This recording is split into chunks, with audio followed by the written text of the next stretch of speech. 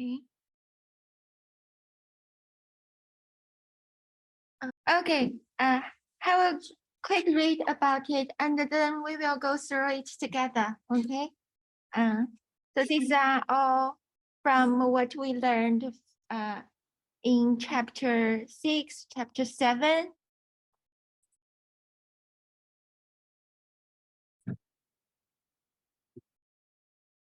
Okay. Let's have a look at this solution bit of it.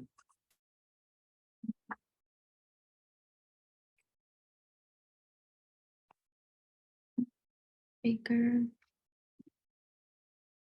Great. So design a 4-to-1 multiplexer using only 2-to-1 multiplexer. This is the solution. So this is how to use the minimum number of 2-to-1 multiplexer to build a 4-to-1 multiplexer.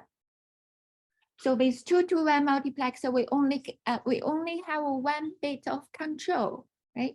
So that selector 0 or 1, it will select one out of these two input and then switch it to the output, right? So that's the definition of 2-to-1 multiplexer, if we remember, okay?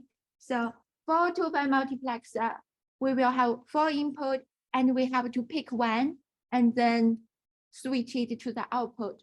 So to select from 4 input, we have to have 2-bit controller. And now this is how we combine this 2-bit controller. So let's do so we have to pay attention to these two guys. So S0 and S1, the sequence of it. So S0, so these two are connected together, S0, S0. That's 1 bit. That's the same signal. That's the same control bit, S0.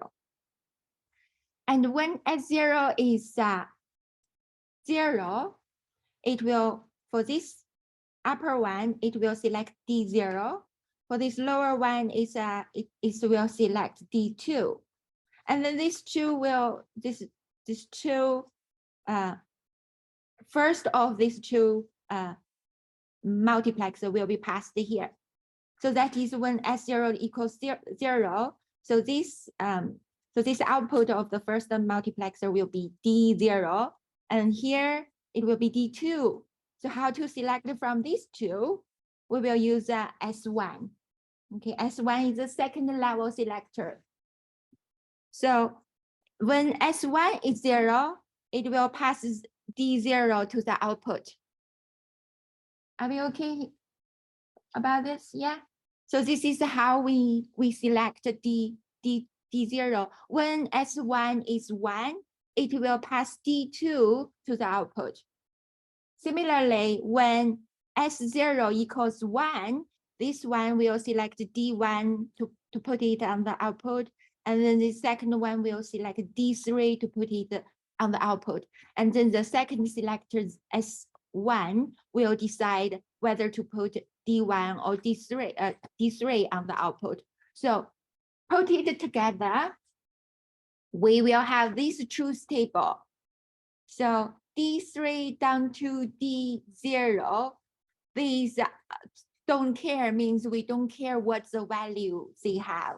It can be 0 or 1, it doesn't matter. We will pass whatever that value is to the output.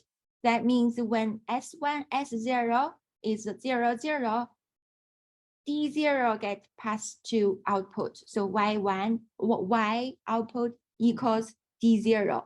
When S1, S0 equals 0, 1, D1 will pass to the output Y. So that's the truth table for the 4-to-1 multiplexer.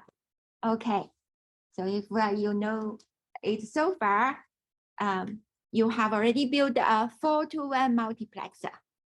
And if I ask you to build a slightly more complex one, like an 8-to-1 multiplexer, you would know how to do it, right?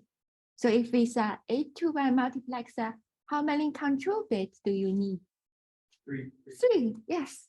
So it's not enough though, you have to know how to connect it. So like this one, you have to draw the schematic. Yeah. So, and be careful about S1, S0, S2, S2, S1, S0 when you do that. You can also, since now you will build a 4-to-1 multiplexer from a 2-to-1 multiplexer, you can use this 4-to-1 multiplexer to build a more complex multiplexer, right? So you can use this 4-to-1 multiplexer. You already build it, and then you can use it to build other logic. So that's this first question.